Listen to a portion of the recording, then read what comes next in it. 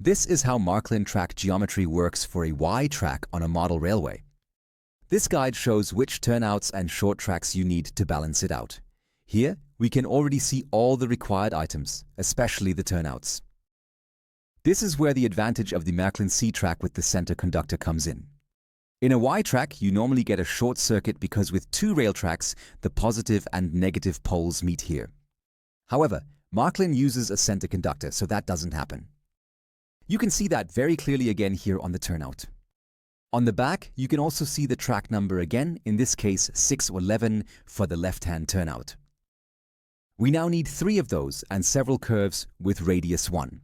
This is the track with the number 130. It's embossed here underneath the track. We also need 3 of those.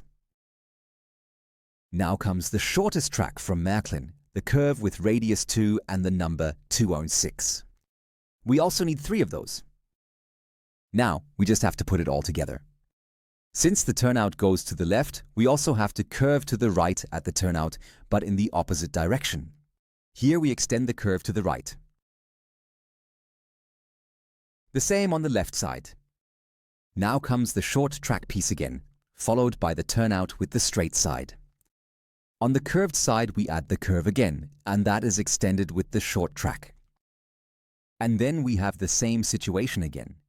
On the left, the curve is already in place, and on the right, the straight side of the turnout is connected with the short curved track. The track triangle is complete. You can also plan this using Märklin's track planning software. Then it looks like this on the screen. Here are the item numbers again for reference. And now you can continue planning how the model railway could extend from the 3 sides.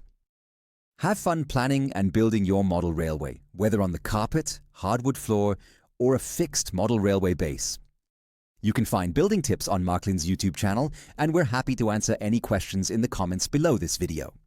Have fun!